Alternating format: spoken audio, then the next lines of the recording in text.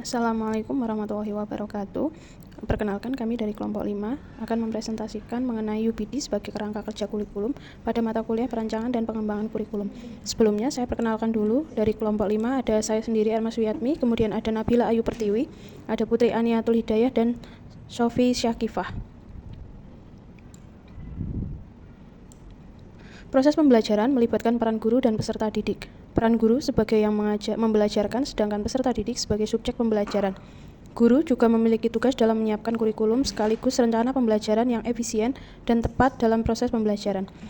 Peranan rencana pembelajaran merupakan alur dari pembelajaran yang digunakan untuk mengetahui potensi peserta didik, sehingga sebelum masuk ke dalam kelas harus sudah memiliki rancangan atau desain dalam proses pembelajaran.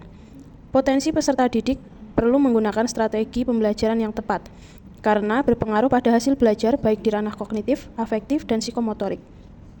Pembelajaran akan dikatakan ideal jika guru dapat mengaktualisasikan kompetensinya sehingga peserta didik memiliki motivasi belajar, di mana ini akan mempengaruhi keberhasilan proses pembelajaran. Penyusunan rencana pembelajaran haruslah memuat beberapa komponen, antara lain tujuan pembelajaran, langkah atau prosedur pembelajaran, serta evaluasi pembelajaran. Permasalahan dalam menyusun rencana pembelajaran sering muncul karena kurangnya keterkaitan antara tujuan, langkah pembelajaran, dan evaluasi. Untuk selanjutnya akan dilanjutkan oleh teman saya. Selanjutnya yaitu kesimpulan.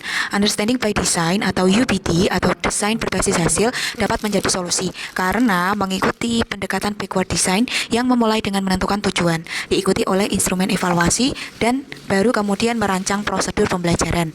Desain ini menciptakan keterkaitan yang jelas antara komponen utama yaitu tujuan, evaluasi, dan langkah pembelajaran. Prosedur dan kegiatan pembelajaran yang diusulkan harus mengacu pada tujuan pembelajaran dan peserta didik dapat mengerjakan materi selama sesi evaluasi. Guru memegang peran kunci dalam merancang kerangka UPD. Fokus pada hasil belajar peserta didik berdasarkan karakteristik kompetensi dasar sesuai dengan peraturan pendidikan. Urutan desain pembelajaran yang terbalik menjadikan hubungan antara komponen utama dalam desain pembelajaran yaitu tujuan, evaluasi, dan langkah pembelajaran dapat terlihat. Beberapa penelitian juga menunjukkan keberhasilan implementasi UPD dalam meningkatkan motivasi dan aktivitas belajar siswa, serta merancang pembelajaran yang lebih fokus pada hasil belajar yang diinginkan. UPD dapat menjadi pedoman yang efektif dalam meningkatkan kualitas pembelajaran di kelas. Dalam kegiatan pembelajarannya, rancangan pembelajaran UPD menggunakan desain where to, where and why, hook and hold, equip, rating and revise, evaluate, and organize. Baik, selanjutnya yaitu penerapannya pada tahap ketiga yaitu rencana pembelajaran. Untuk kegiatan pembelajaran yang pertama yaitu where dan what. Kegiatan pembelajarannya yaitu yang pertama ada peserta didik diberi kesempatan untuk mempelajari materi dari berbagai sumber sesuai dengan minat, kemampuan, gaya belajar, dan karakteristik masing-masing. Yang kedua, guru mengaitkan pembelajaran berdasarkan pengalaman peserta didik dengan mengajukan pertanyaan pemantik kepada peserta didik. Selanjutnya ada hook dan hold.